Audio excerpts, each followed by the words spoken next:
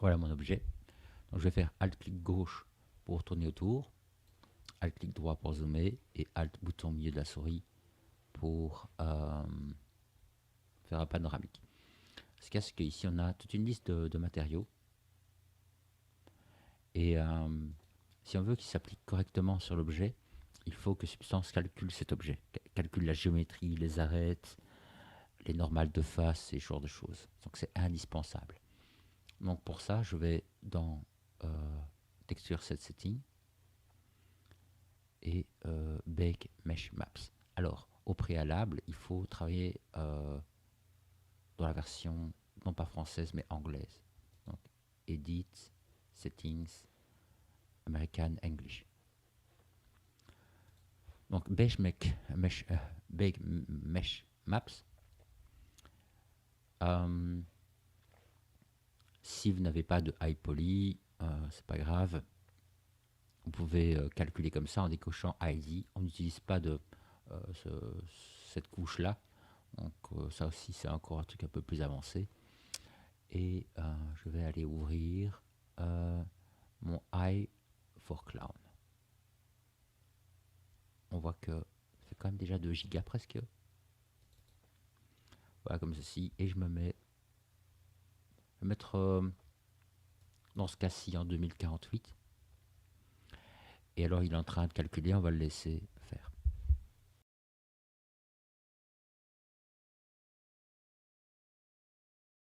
Voilà, maintenant, je peux faire Bake Selected Texture.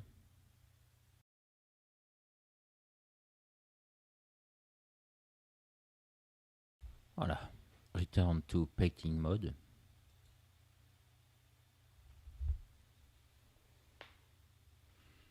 Et on a alors notre low poly qui a pris les informations du high poly. Donc ici, je peux faire Shift, clic droit, vous voyez, et je vais faire varier la lumière.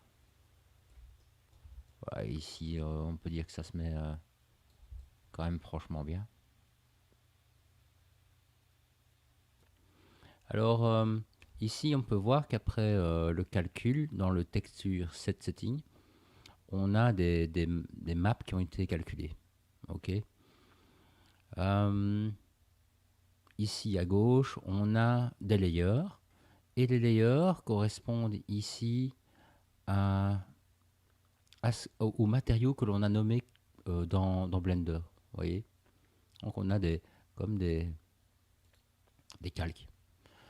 Donc on peut passer par exemple ici je suis sur Bag, et Bag c'est cette zone-ci. Si je fais Alt et Control en même temps, vous voyez, je switch d'un calque à l'autre. Alors, je vais travailler là-dessus, sur Bag, sur la partie principale, et je vais créer un matériau basique là-dessus. Donc, je pourrais tout à fait utiliser, vous voyez, par exemple, ici dans Metal, on a celui-là, on peut le glisser dessus. Vous voyez, on a ce genre de choses. Je vais faire un CTRL Z. Si vous trouvez on dirait un métal qui vous convient, vous pouvez tout à fait prendre ceci. Moi, je vais créer un truc basique. Vous voyez, vous avez plein de choses possibles ici.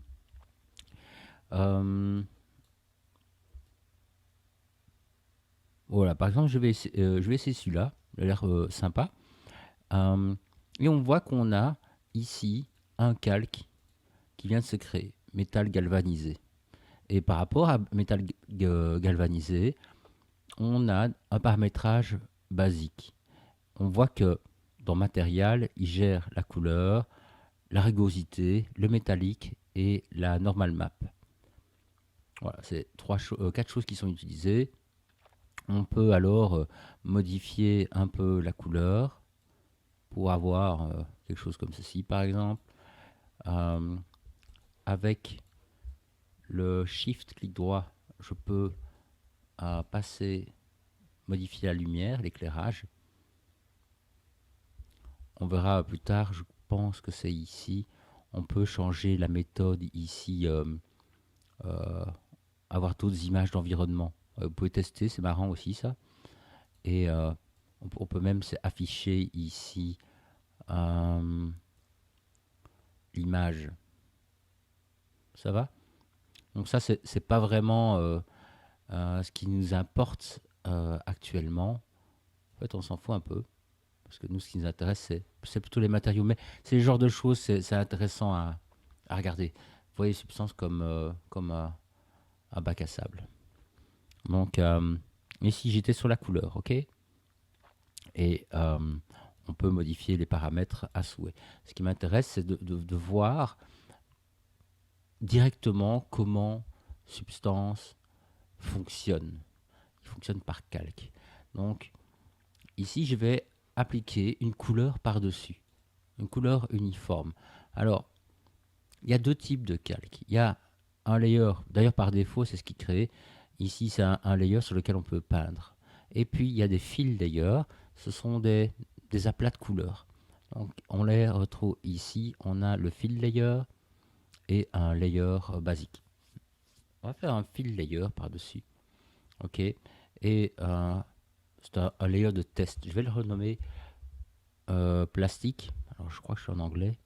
Hop. Oui. OK.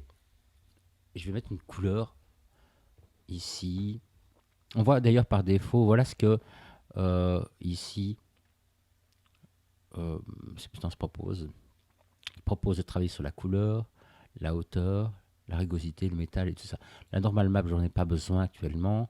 Métallique, pourquoi pas. Roughness, ça m'intéresse. La height, ça m'intéresse pas. Et donc, j'ai correspondant à ces curseurs, ben, j'ai ici la possibilité de changer par exemple la couleur. Je vais choisir un truc foncé comme ça. La rugosité. Ça, on peut revenir par-dessus. Hein. Je vais mettre un truc comme ça, par exemple. Et métallique, je vais laisser comme ça. Voilà, donc on a quelque chose comme ceci. Et moi, ce qui m'intéresserait en réalité, c'est de faire apparaître le calque qui est en dessous. Le calque qui est en dessous, qui est métallique. Mais je voudrais le faire apparaître par endroit uniquement. Donc pour ça, je vais faire un clic droit là-dessus, sur le rouge, et je vais faire un black mask. Et sur ce black mask, je vais pouvoir ajouter un générateur. Alors c'est quoi comme générateur? On va voir, c'est un... Ici, on va prendre celui-là, le Mask Editor. Voilà, alors pour l'instant, rien n'apparaît.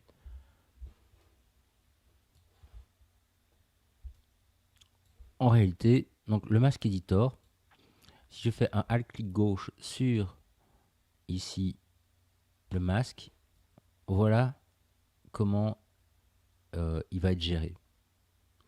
Donc je vais appuyer sur M. Je pense qu'en fait, on voit, hein, si je masque ici le calque, on voit qu'il apparaît un petit peu, mais c'est pas terrible. On va regarder un petit peu ce que raconte le Mask Editor. Donc dans le Mask Editor, eh bien, j'ai ici, on peut ajouter par exemple, pas du contraste, Global Balance. Vous voyez? Et là, on va voir quelque chose qui va devenir tout à fait intéressant. Donc je peux peut-être ajouter un petit peu ceci. Et donc là, c'est là qu'il va falloir c'est jouer avec ça. Donc le Mask Editor, on va regarder un peu les paramètres.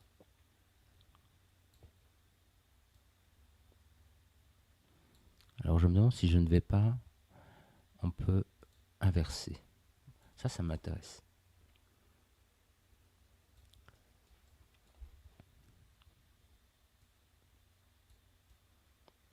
Et ce qu'on est en train de réaliser en fait, c'est en quelque sorte un smart mask. C'est-à-dire que ici, c'est un smart mask, ça va être une suite de layers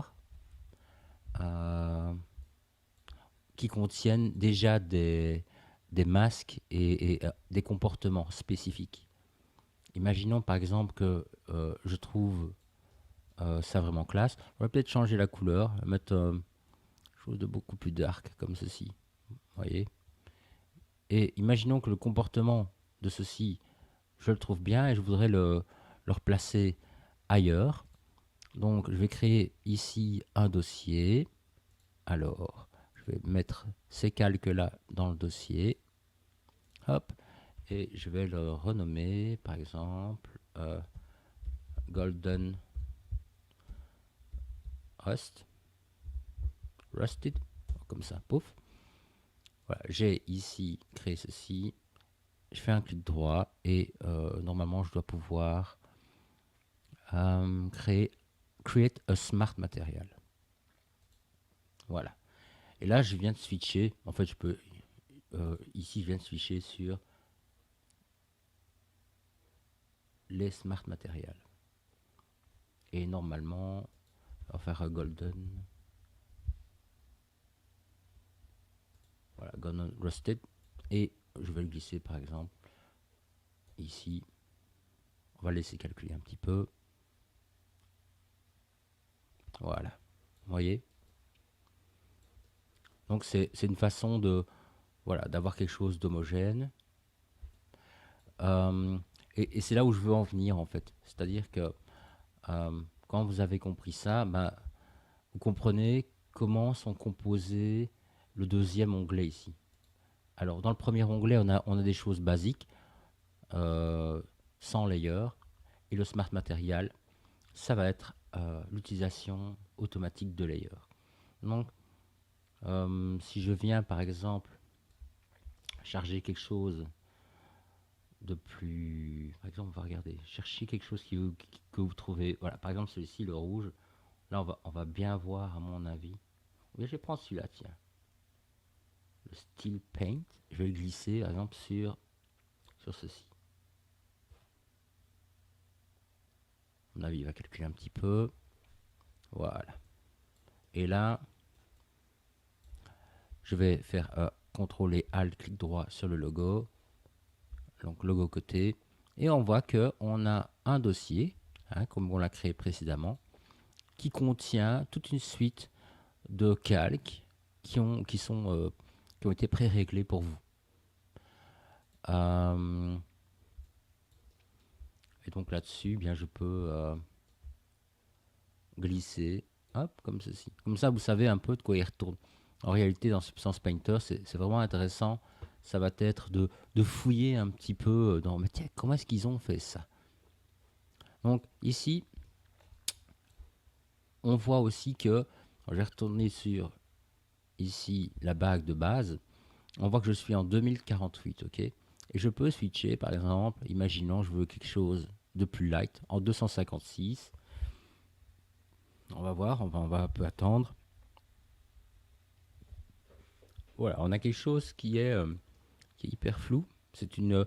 Si vous avez peu de détails, peu besoin de détailler une zone, n'hésitez pas à modifier la résolution. Par contre, si vous voulez quelque chose de balèze, eh bien, vous pouvez augmenter. Le maximum affichable actuellement dans Painter, Substance Painter, ça va être 4096. Par contre, à l'export, vous pouvez doubler la valeur. Je vous laisse calculer. Hop.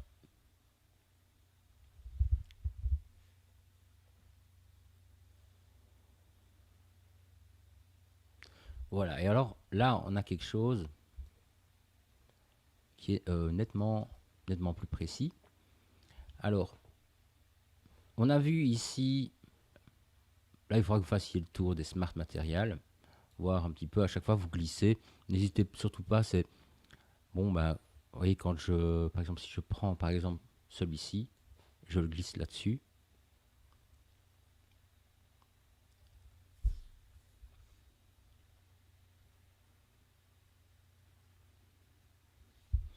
Voilà, on a un deuxième calque, un deuxième dossier qui vient de se créer, qui est composé d'un matériau de base avec différents éléments par-dessus. Donc, à un moment donné, il faut déliter tout ça. Si vous en avez trop, ça va pas être très propre pour travailler. Et donc, pour terminer cette première étape, eh bien, imaginons par exemple, je vais reprendre ici celui-là. Je vais supprimer plastique. Non, ce que je veux supprimer, c'est le masque.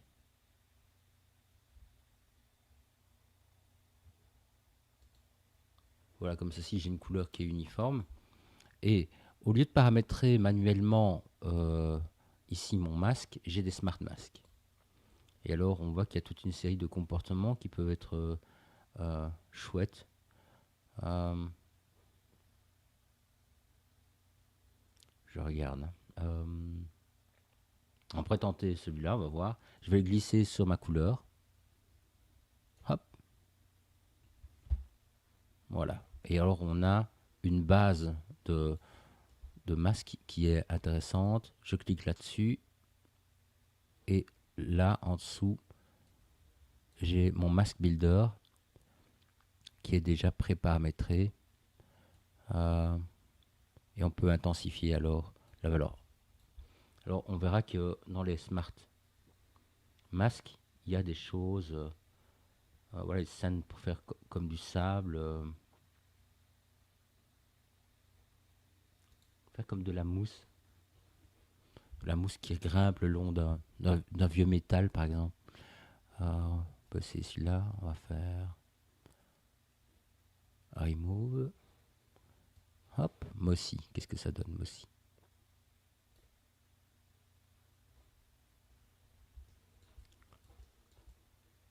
Eh bien, Mossy, il ne donne pas grand-chose ici, j'ai l'impression. À moins que je me sois trompé.